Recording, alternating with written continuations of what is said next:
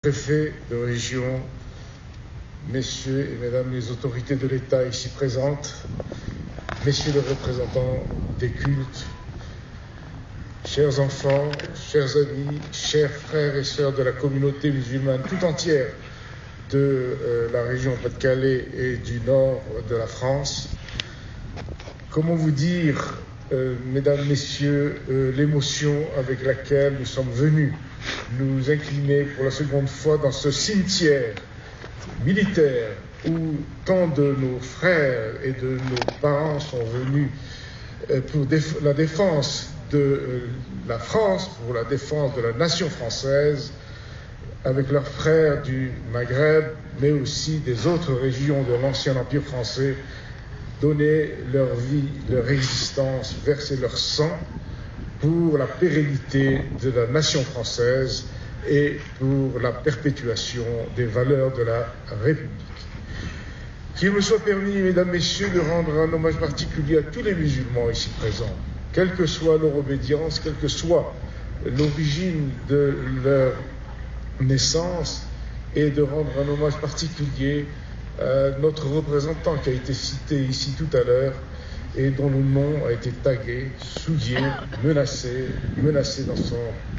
office, dans sa mission de rassemblement et qui était l'un des organisateurs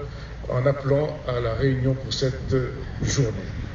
Qu'il me soit permis également d'associer la représentante de la République qui a été également insultée dans ces lieux et qu'il me soit permis de dire que nous nous inclinons avec émotion intense devant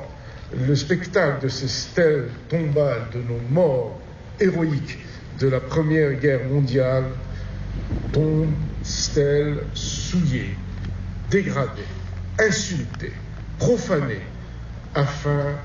de nous blesser un peu plus le jour même de l'Aïd al-Adha, l'Aïd, la grande fête, chers enfants, de l'islam, et qui nous a blessés ce jour-là pour nous faire sentir le côté odieux, infernal et véritablement blasphématoire des gestes qui ont été perpétués dans ces lieux. Ces actes odieux soulèvent l'indignation générale, car l'aspect massif, l'aspect organisé, intentionnel et général et réfléchi de leurs auteurs criminels constitue une provocation véritable au racisme, à la haine, à la violence adressée à tous les musulmans de France et bien sûr aussi à la République dont seule la justice et la sévérité du droit répondront de manière tangible à notre légitime dégoût et de constater qu'en même lieu et malgré toutes les protestations, une troisième profanation ignoble peut encore avoir lieu.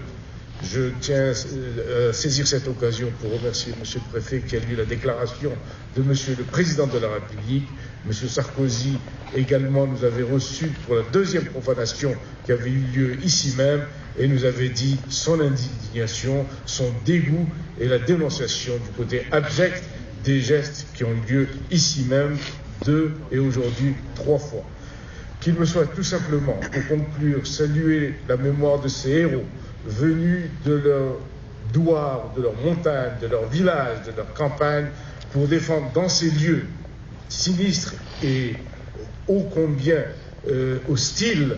loin de leur patrie, défendre la nouvelle patrie qui fut la leur, qui est la nôtre aujourd'hui et qui fut celle du sacrifice, de celle pour que la France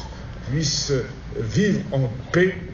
Est-ce que c'est pour cette raison-là même que leurs tombes ont été souillées? Est-ce pour le fait qu'ils sont venus défendre la France que 93 ans après la bataille de 1915, leurs tombes ont été souillées? Qu'il me soit permis de me recueillir avec tous mes frères, de remercier les autorités religieuses d'avoir manifesté leur émotion et de dire également